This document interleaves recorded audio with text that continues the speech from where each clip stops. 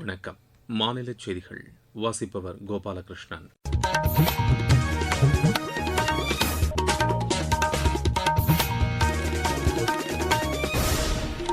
தலைப்புச் செய்திகள். உணவு பாதுகாப்பு மற்றும் வறுமை ஒழிப்பில் நீண்டகாலம் பங்களிப்பு செய்ததற்காக உணவு மற்றும் வேளாண் அமைப்பின் உயரிய விருது பிரதமர் திரு நரேந்திர மோடிக்கு வழங்கப்பட்டது.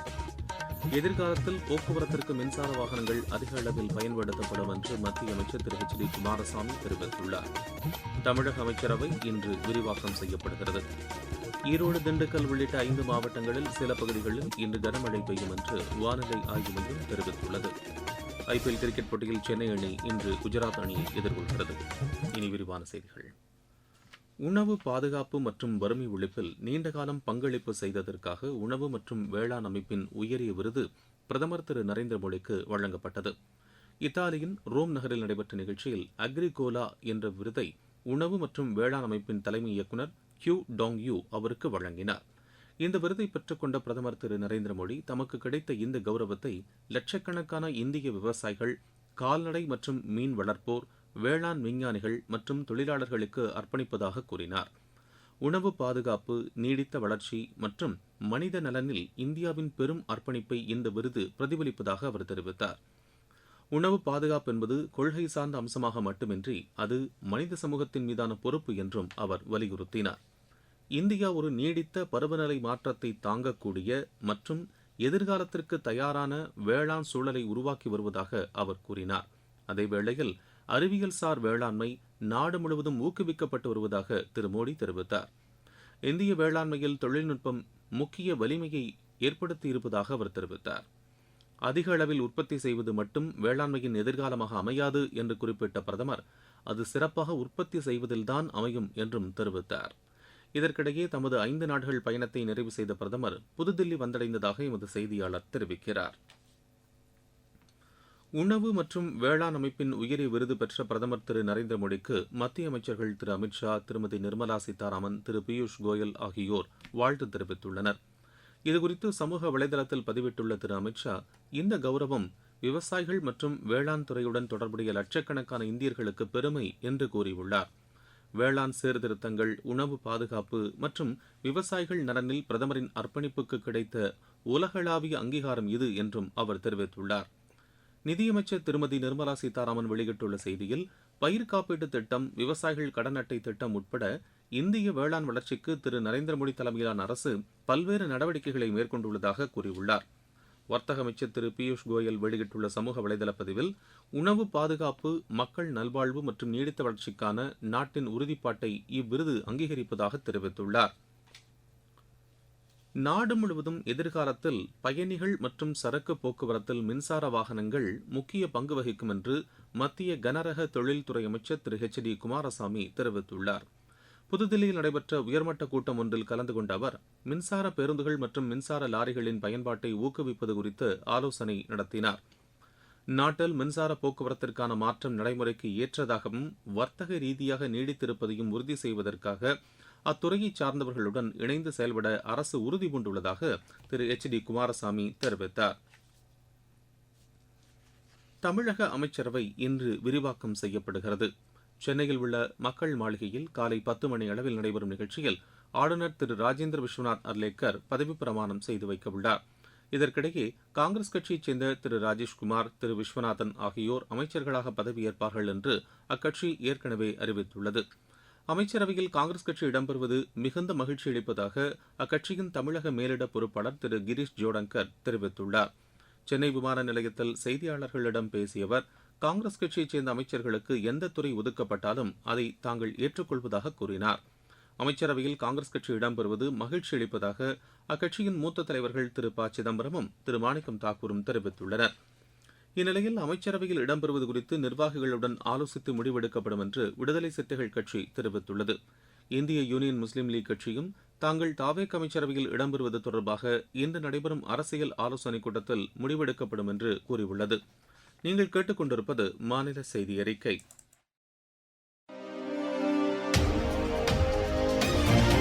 ஊரக வளர்ச்சிக்கான புதிய அத்தியாயம். வளர்ச்சியடைந்த இந்தியாவிற்கான ஊரக வேலைவாய்ப்பு உறுதி மற்றும் வாழ்வாதார சட்டம் ஜூலை மாதம் 1ஆம் தேதி முதல் செயல்பாட்டுக்கு வருகிறது. இந்த சட்டம் வருடத்திற்கு 125 நாட்கள் வேலையை உறுதி செய்கிறது. இதில் வாரந்தோறும் ஊதியம் வழங்கப்படுவது கட்டாயமாக்கப்பட்டுள்ளது. பணி முடிந்த 15 நாட்களுக்குள் ஊதியம் வழங்குவதை உறுதி செய்வதற்கான அம்சங்களும் இதில் இடம்பெற்றுள்ளன. ஊதியம் காலதாமதமாக வழங்கப்பட்டால் அதற்கான இழப்பீட்டுத் தொகைக்கும் இதில் வகை செய்யப்பட்டுள்ளது. வளர்ச்சியடைந்த இந்தியாவிற்கான பயணத்தில் மோடி அரசு தொடரும் சீர்திருத்த நடவடிக்கைகள்.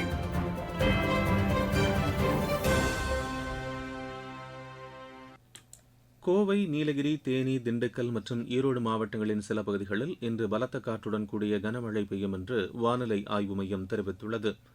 மாநிலத்தின் மற்ற பகுதிகளில் லேசான மழைக்கு வாய்ப்புள்ளதாகவும் அந்த மையம் கூறியுள்ளது. சென்னை மற்றும் புறநகர் பகுதிகளில் வானம் மேகமூட்டத்துடன் காணப்படும் என்றும் நகரின் சில பகுதிகளில் லேசானது முதல் மிதமான மழை பெய்யக்கூடும் என்றும் அம்மையம் தெரிவித்துள்ளது. தமிழக கடலோரப் பகுதிகள், குமரிக்கடல் மற்றும் மன்னார் வளைகுடா பகுதிகளில் சூறாவளி காற்று மணிக்கு 40 கிலோமீட்டர் முதல் 60 கிலோமீட்டர் வரை வீசக்கூடும் என்பதால் மீனவர்கள் 3 நாட்களுக்கு அப்பகுதிகளுக்கு செல்ல வேண்டாம் என்று வானிலை ஆய்வு மையம் கேட்டுக் கொண்டுள்ளது. இருவரிச் செய்திகள்.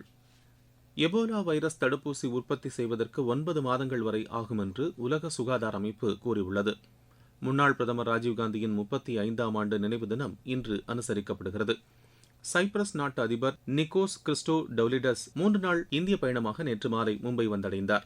மேற்குவங்க மாநிலம் தெற்கு 24 பர்கானாஸ் மாவட்டத்தில் உள்ள ஃபால்டா சட்டப்பேரவை தொகுதியில் மறு வாக்குப்பதிவு இன்று நடைபெறுகிறது. இந்திய ஐக்கிய அரபு எமிரேட்ஸ் இடையேயான இருதரப்பு வர்த்தகம் 100 பில்லியன் அமெரிக்க டாலரை கடந்துள்ளதாக ஐக்கிய அரபு எமிரேட்ஸ் தெரிவித்துள்ளது. ராணிப்பேட்டை மாவட்டம் அரக்கோணம் அருகே பட்டா பெயர் மாற்றம் செய்வதற்கு லஞ்சம் கேட்டதாக கிராம நிர்வாக அலுவலரை லஞ்ச ஒழிப்பு காவல்துறையினர் கைது செய்தனர். நாமக்கல் மாவட்டம் திருச்செங்கோடு வட்டத்திற்குட்பட்ட பகுதிகளில் நடைபெற்று வரும் வளர்ச்சித் திட்டப் பணிகளை ஆட்சியர் திருமதி துர்காமூர்த்தி பார்வையிட்டு ஆய்வு செய்தார். திருவாரூரில் உள்ள மாவட்ட வேலைவாய்ப்பு அலுவலகத்தில் தனியார் துறை சார்பில் நாளை வேலைவாய்ப்பு முகாம் நடைபெறுகிறது. மூளைச்சாவு அடைந்த தருமபுரி மாவட்டம் அரூர் கிளப்பாறையைச் சேர்ந்த இளைஞரின் உடல் உறுப்பு தானம் செய்யப்பட்டது. பெருநகர சென்னை மாநகராட்சி பகுதிகளில் மேற்கொள்ளப்பட்டு வரும் பல்வேறு வளர்ச்சித் திட்டப் பணிகள் குறித்த ஆய்வுக் கூட்டம் ஆணையர் டாக்டர் ஜி.எஸ். சமீரன் தலைமையில் நடைபெற்றது. விளையாட்டுச் செய்திகள். ஐபிஎல் கிரிக்கெட் போட்டியில் சென்னை அணி இன்று குஜராத் அணியை எதிர்கொள்கிறது. அகமதாபாத்தில் நடைபெறவுள்ள இப்போட்டி இரவு மணி 7:30க்கு தொடங்குகிறது. கொல்கத்தாவில் நேற்று நடைபெற்ற ஆட்டத்தில் கொல்கத்தா அணி 4 விக்கெட் வித்தியாசத்தில் மும்பை அணியை வென்றது. முதலில் பேட் செய்த மும்பை அணி நிர்ணயிக்கப்பட்ட 20 ஓவரில் 8 விக்கெட் இழப்பிற்கு 147 ரன் எடுத்தது. 148 ரன் எடுத்தால் வெற்றி என்ற இலக்குடன் பின்னர் களமிறங்கிய கொல்கத்தா அணி 18.5 ஓவரில் 6 விக்கெட்டை இழந்து இலக்கை அடைந்தது. 18 வயதுக்குட்பட்டோருக்கான இந்திய ஆஸ்திரேலிய அணிகளுக்கு இடையேயான 4வது மற்றும் இறுதி ஹாக்கி போட்டி டிராவில் முடிவடைந்தது. போபாலில் நடைபெற்ற இப்போட்டியில் இரு அணிகளும் தலா 3 கோல்கள் போட்டன. இந்திய அணியின் சார்பில் கேப்டன் கேத்தன் புஷ்வாகா, கரண் கௌதம், பென் சித்தார்த் ஆகியோர் கோல் அடித்தனர். 4 போட்டிகளை கொண்ட இத்தொடரில் இரு அணிகளும் தலா ஒரு போட்டியில் வெற்றி பெற்றன. 2 ஆட்டங்கள் டிராவில் முடிவடைந்தன. ஜெனீவாவில் நடைபெற்று வரும் சர்வதேச டென்னிஸ் போட்டியில் இந்தியாவின் யூகி பாம்ரி, நியூசிலாந்தின் மைக்கேல் வீனஸ் இணை அரையிறுதிக்கு முன்னேறியுள்ளது. ஆடவர் இரட்டையர் பிரிவு காலிறுதியில் இந்த இணை 7-6, 7-5 என்ற செட் கணக்கில் சுவிட்சர்லாந்து இணையை வென்றது. பெங்களூருவில் நடைபெற்று வரும் சர்வதேச டென்னிஸ் போட்டியின் ஆடவர் இரட்டையர் பிரிவில் இந்தியாவின் ஆதில் கபூர், சசிகுமார் முகுந்த் இணையும் கலியந்தா பூனாச்சா, சாகேத் மைனேனி இணையும் காலிறுதிக்கு முன்னேறியுள்ளன. மீண்டும் தலைப்புச் செய்திகள். உணவு பாதுகாப்பு மற்றும் வறுமை ஒழிப்பில் நீண்ட காலம் பங்களிப்பு செய்ததற்காக உணவு மற்றும் வேளாண் அமைப்பின் உயரிய விருது பிரதமர் திரு நரேந்திர மோடிக்கு வழங்கப்பட்டது. எதிர்காலத்தில் போக்குவரத்திற்கு மின்சார வாகனங்கள் அதிக அளவில் பயன்படுத்தப்படும் என்று மத்திய அமைச்சர் திரு H.D. குமாரசாமி தெரிவித்துள்ளார். தமிழக அமைச்சரவை இன்று விரிவாக்கம் செய்யப்படுகிறது. ஈரோடு, திண்டுக்கல் உள்ளிட்ட 5 மாவட்டங்களின் சில பகுதிகளில் இன்று கனமழை பெய்யும் என்று வானிலை ஆய்வு மையம் தெரிவித்துள்ளது. ஐபிஎல் கிரிக்கெட் போட்டியில் சென்னை அணி இன்று குஜராத் அணியை எதிர்கொள்கிறது. இத்துடன் இந்த செய்தி அறிக்கை நிறைவு பெறுகிறது. எமது செய்திகளை சமூக வலைதள பக்கங்களில் ஏர் நியூஸ் சென்னை என்ற முகவரியிலும் RNU சென்னை என்ற யூடியூப் சேனலிலும் உடனுக்குடன் அறிந்து கொள்ளலாம்.